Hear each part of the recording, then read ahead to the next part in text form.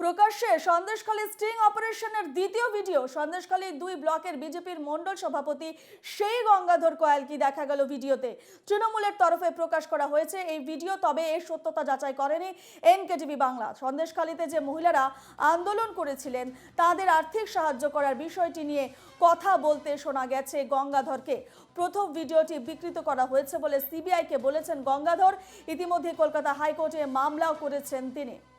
আরও একটি ভিডিও সামনে এসেছে এবং তৃণমূলের তরফ থেকে আরও একটি ভিডিও প্রকাশ করা হয়েছে। সন্দেশখালী কেন্দ্রে তৃণমূলের তরফে প্রকাশ করা হয়েছে এই ভিডিও, তবে এর সত্যতা যাচাই করেনি এনকেটিভি বাংলা।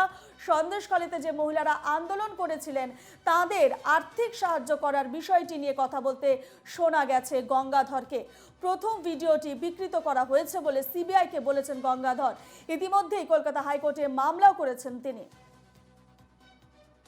এ নিয়ে আমরা বিস্তারিত কথা বলবো ফোন লাইনে।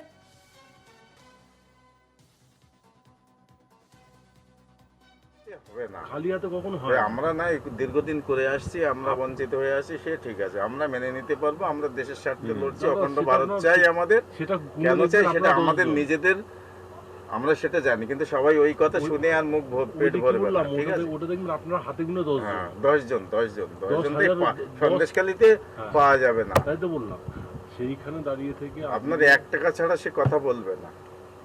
আজকে এই যতই পুরানো কার্যকর্তা, আমি তো নিজে বুঝতে পারছি, আমার জেলার লিডাররাও আমার সন্দেশখালীতে আছে। সেটাই আজকে তাদের আপনারা দেখতে পাচ্ছেন, দেখতে পাবেন না, মাঠে দেখতে পাচ্ছেন না, তারা ইগো তৈরি করছে। আপনার যত রকম খালি হাতে হবে না।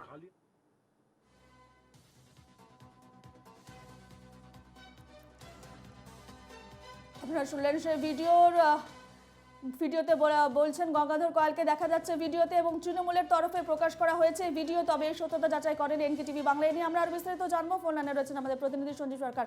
সঞ্জীব, ভিডিওতে বলা হচ্ছে যে মহিলারা আন্দোলন করেছিলেন তাদের আর্থিক সাহায্য করার কথা, বিষয়টি নিয়ে কথা বলছেন গঙ্গাধর।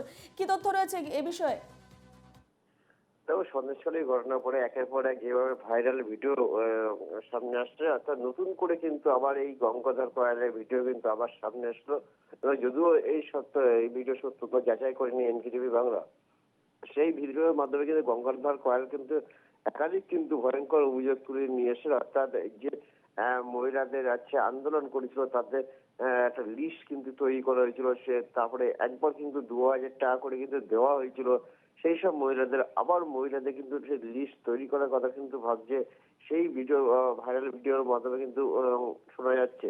পাশাপাশি অস্ত্রের জন্য, অর্থাৎ বেশ কিছু পিস্তল প্রয়োজন আছে, প্রায় 50টা মতন পিস্তল প্রয়োজন আছে বেশ কয়েকটি গ্রামের জন্য। সেই কথা কিন্তু গঙ্গাধর কয়াল এই ভাইরাল ভিডিওর মাধ্যমে কিন্তু বলেছেন। পাশাপাশি যে অস্ত্রের প্রয়োজন, তার সন্দেশখালী আন্দোলনের তৈরি করতে গেলে বেশ কিছু অর্থের প্রয়োজন হয়। আপাতত প্রায় 1 লক্ষ টাকা অর্থ প্রয়োজন আছে এই সংগঠন চালাতে গেলে, এমনটা কিন্তু বিস্ফোরক মন্তব্য করেছেন এই ভাইরাল ভিডিওর মাধ্যমে। অর্থাৎ গঙ্গাধর কয়ালের যেভাবে একের পর এক যে ভাইরাল ভিডিও উঠে আসছে, তাতে কিন্তু নতুন করে কিন্তু চাঞ্চল্য ছড়াচ্ছে গোটা সন্দেশখালী এলাকা জুড়ে। সঞ্জীব, প্রথম ভিডিওটি বিকৃত করা হয়েছে বলে সিবিআইকে বলেছেন গঙ্গাধর, এবং ইতিমধ্যে কলকাতা হাইকোর্টে মামলাও করেছেন তিনি। প্রথম যখন গঙ্গাধর কয়ালের ভিডিও সামনে আসে, সেই সময় কিন্তু সেই ভিডিওর কথা কিন্তু অস্বীকার করে কিন্তু কলকাতা হাইকোর্টে কিন্তু মামলা করেন। সেই মামলা কিন্তু এখনো পর্যন্ত আছে। তারপরে কিন্তু নতুন করে আবার এই যে গঙ্গাধর কয়ালের ভিডিও কিন্তু আবার কিন্তু ভাইরাল হলো। অর্থাৎ এই ভিডিও কিছু এই নিয়ে এখনো পর্যন্ত কিছু মন্তব্য করতে চাননি গঙ্গাধর কয়াল, কিন্তু এই যে নতুন করে ভিডিও ভাইরাল হলো এই নিয়ে কিন্তু আবার কিন্তু সরগম পড়েছে গোটা রাজ্য জুড়ে। এর মধ্যে কিন্তু সন্দেশখালী যেভাবে খবরে নজর রাখো সঞ্জীব, আপাতত তোমাকে ধন্যবাদ জানাচ্ছি।